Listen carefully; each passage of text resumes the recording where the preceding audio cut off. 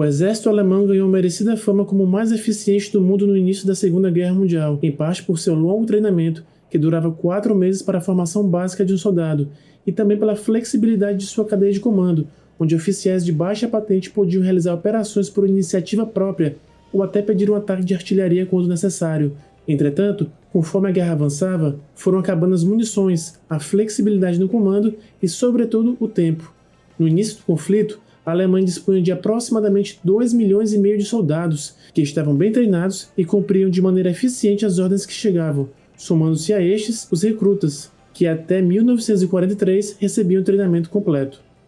No entanto, tão logo as fronteiras do Reich começaram a colapsar e serem superadas tanto em número de soldados quanto em armamentos, tornou-se uma tarefa difícil, para não dizer impossível, o treinamento habitual. Para que se pudesse lutar até o último homem e seguir as ordens de Hitler, a Alemanha formou um exército paralelo de civis, a Volkssturm. Nesse vídeo, veremos os motivos que levaram a Alemanha a organizar essa milícia, que tinha como missão salvar o Reich da completa aniquilação nos últimos momentos do conflito. Antes de começarmos o vídeo, vou pedir para você deixar o seu like, se inscrever no canal e ativar o sininho das notificações. Esse é o Mini Docs na Segunda Guerra, sejam todos bem-vindos. Em meados de 1944, no âmbito da Operação Bagration, o Reich havia perdido 106 divisões, o que correspondia a quase 1,5 milhão de baixas, entre mortos, feridos, desaparecidos ou capturados. Estamos falando de mais da metade dos soldados com os quais a Alemanha havia começado a guerra. Era uma cifra catastrófica, especialmente quando lembramos da aproximação dos soviéticos no Front Oriental e da invasão aliada da Normandia no verão do mesmo ano, que forçaram a Alemanha a usar tropas que estavam estacionadas na França para defender o território recém-ocupado. Essas tropas permaneciam em território francês apenas para descanso do combate na frente oriental, para reagrupamento de remanescentes de divisões colapsadas ou para o treinamento de novas formações, como foi o caso da 12ª Divisão SS Hitler-Jugend, que originalmente viu seu batismo de fogo na União Soviética, mas que por motivos circunstanciais terminou lutando na Batalha da Normandia. A situação é crítica, mas a Alemanha não quer saber de rendição. Não estão dispostos a repetir o que aconteceu no final da Primeira Guerra Mundial. Termos como a vitória final começaram a soar mais fortes que nunca, fazendo com que a vontade de lutar da população brotasse através do medo. De fato, o governo alemão começa a propagar a ideia de que o invasor seria implacável com o povo ariano. Essa atitude fez com que até mesmo aqueles que não estavam nas fileiras do exército, nem aptos por conta de condições físicas ou por serem parte da máquina de produção industrial, vital para o esforço de guerra, se alistassem.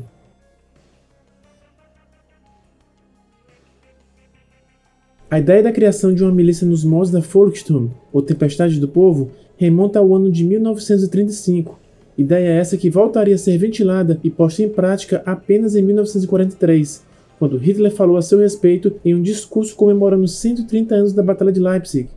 Eventualmente, a Volkssturm seria fundada em 25 de setembro de 1944, por meio de um decreto do Führer.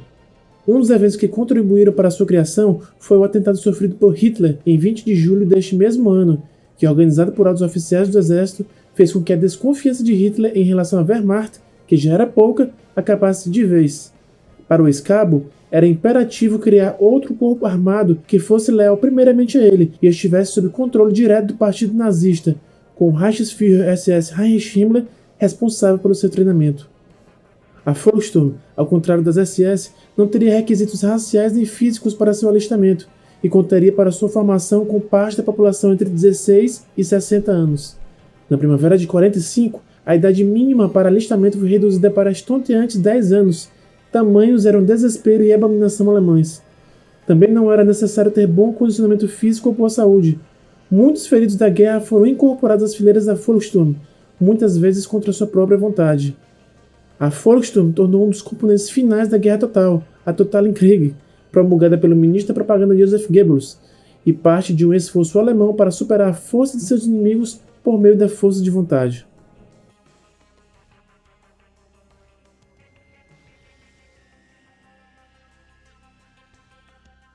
Em virtude da situação alemã na guerra, o treinamento dos membros da Volkssturm tinha que ser rápido, e o tempo médio que o integrante passava treinando era de apenas uma semana. Some-se a isso o fato de que a maioria das pessoas que pertenciam às fileiras da milícia eram trabalhadores em tempo integral, que tinham jornadas de até 12 horas, que somadas às 2 horas diárias de treinamento, totalizavam 14 horas diárias, além das 6 aos domingos. Durante os escassos treinamentos, eram ensinadas táticas de reconhecimento, de emboscadas, tiros com rifle, combate urbano, lançamento de granadas e morteiros e treinamentos com Panzerfaust. Embora se houvesse encontrado um modo para treinar esses novos soldados, mesmo que fosse um treinamento ineficiente na maioria dos casos, o problema relacionado ao tempo seguia causando enormes dores de cabeça. Um detalhe que merece ser contado é que os membros da Volkssturm estavam sujeitos à mesma disciplina do exército regular. A deserção era punida com a morte por enforcamento. Você poderia permanecer com seus companheiros e ser morto em combate, ou desertar e ser morto pelo seu próprio lado. Vale lembrar que os remanescentes da Volkssturm no front oriental encararam as batalhas mais ferozes, especialmente durante a Batalha de Königsberg e da Breslávia.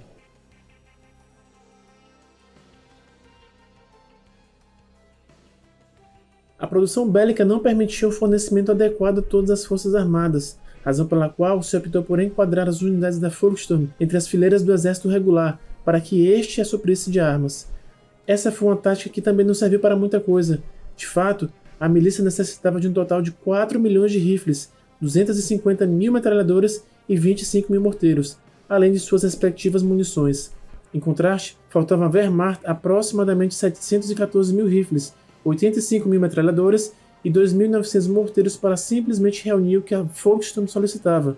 E mesmo com o fato de que em 1944 a Alemanha tenha alcançado seu pico na produção de armas, eram produzidos mensalmente apenas 186 mil rifles em média.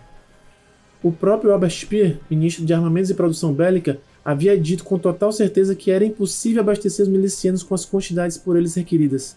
Cabe ressaltar que, embora fossem liderados pelo exército regular, a Volkssturm seguia sendo uma instituição pertencente ao Partido Nacional Socialista dos Trabalhadores Alemães, do qual obedeciam ordens diretas. Dos milhões de armas que se requeriam para janeiro de 1945, apenas 40.500 rifles, 2.900 metralhadoras e 400 mil Panzerfaust haviam sido reunidos. Este era um problema grave cuja solução era praticamente impossível. Em virtude disso, recorreu-se ao confisco de armas particulares para que fossem utilizadas no campo de batalha, assim como ao uso do mercado negro para se conseguir qualquer coisa que pudesse disparar. Inclusive foram compradas armas italianas defasadas do início da guerra. O uso de armas capturadas também já era algo normal desde antes de a Volkssturm começar suas operações. O clássico rifle Mauser 98K era bastante utilizado, mas em muitos casos armamentos antigos de antes da Primeira Guerra Mundial lhes eram entregues para combate. Alguns membros lutaram com rifles de marcas francesas ou mesmo de marcas holandesas. Algumas armas eram produzidas unicamente para a Volkssturm, como foi o caso do Volkssturmgewehr. Haviam diferentes modelos destes, mas todos tinham algo em comum. Tinham fabricação extremamente barata, principalmente por conta da falta de materiais. Como já dito, o Panzerfaust era a arma mais icônica da Volkssturm. Era uma bazuca extremamente fácil de ser fabricada e que tinha poder antitanque. O historiador Ian Cashel escreveu o seguinte sobre a Volkssturm. A Volkssturm mobilizou aproximadamente 500 mil de soldados, parcamente armados, para servir no front oriental. Militarmente, seu valor acabou nos meses seguintes por ser previsivelmente baixo.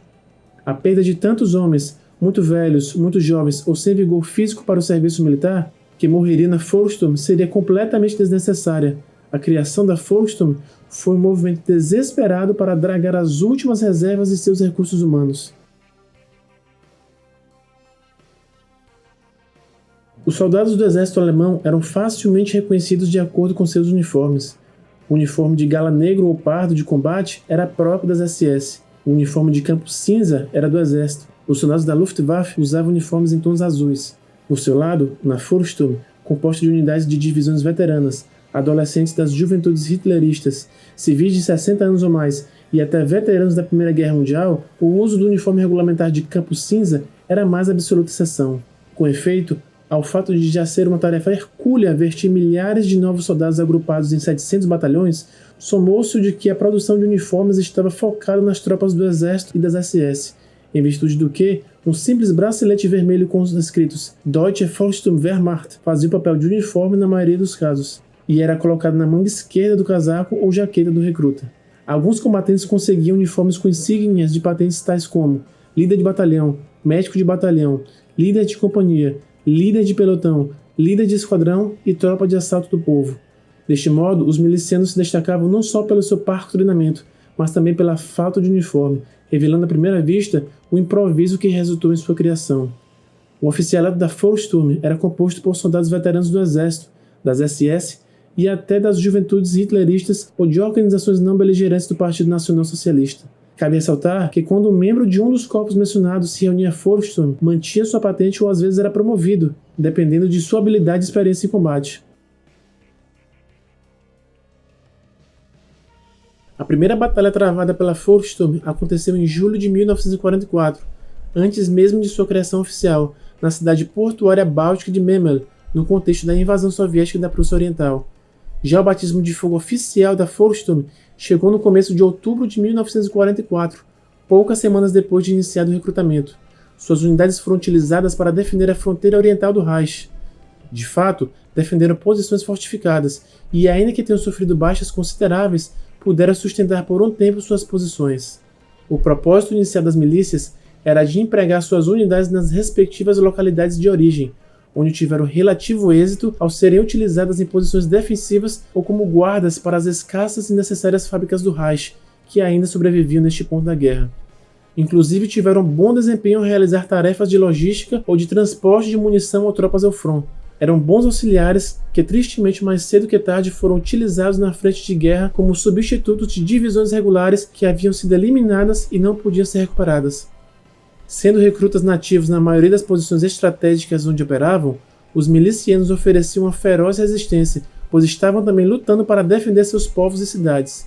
Entretanto, não puderam usar a seu favor o conhecimento que tinham da zona onde operavam devido ao escasso treinamento que receberam. Na Batalha de Berlim, por exemplo, sofreram numerosas baixas e inclusive chegaram a morrer em quantidades consideráveis por conta de fogo amigo.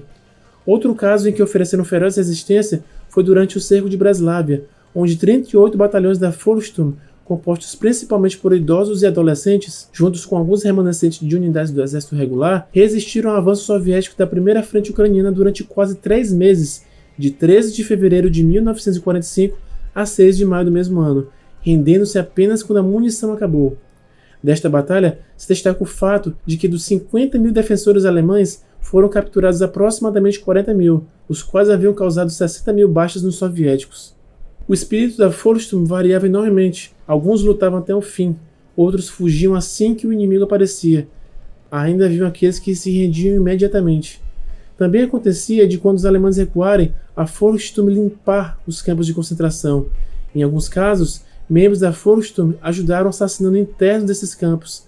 Por exemplo, em Stutthof, prisioneiros de guerra soviéticos, assim como poloneses e judeus, foram massacrados por essa milícia. Na Batalha de Berlim, a Volkssturm lutou lado a lado com membros da juventude hitlerista e das SS, em uma luta extremamente feroz. Das janelas e tetos dos edifícios, membros da Volkssturm acossavam as tropas soviéticas com seus Panzerfaustes. Em dado ponto, as tropas soviéticas tiveram que usar armas antiaéreas para acabar com a resistência. Aproximadamente 40 mil membros da Volkssturm tomaram parte na batalha final de Berlim. O historiador Anthony Beevor escreveu sobre membros da Volkssturm, alguns dos quais estavam usando capacetes franceses capturados em 1940, foram postos a construir barricadas nas ruas, já cheias de destroços e vidros quebrados. Bondes e vagões ferroviários, cheios de escombros e pedras, eram manobrados para todos os lugares, e o asfalto era arrancado e trincheiras individuais escavadas por homens e garotos armados com lançadores de Panzerfaust. Como foi dito, a formação dessa milícia foi uma tentativa desesperada de ganhar um tempo que não se tinha. Estavam mal armados e mal treinados. Ainda assim, soldados da Volkssturm lutaram por uma causa que ia bem mais além que a de seus líderes. Defenderam suas cidades com determinação quando foi necessário, mas também há que se reconhecer que estavam conscientes de sua situação, rendendo-se quando a única coisa que lhes restava era a própria vida, como ficou demonstrado na Breslávia e em Königsberg. O historiador Richard Evans calcula que a Volkssturm sofreu aproximadamente 175 mil baixas lutando em ambas as frentes. A estes, somam-se ao redor de 30 mil membros desaparecidos em combate. Assim terminou a Segunda Guerra Mundial para a Alemanha, mergulhada no caos e na completa destruição, tendo lutado até a última gota de sangue do último homem em sua Totale Krieg. E você, o que achou do vídeo? Deixe aí nos comentários. Até o próximo!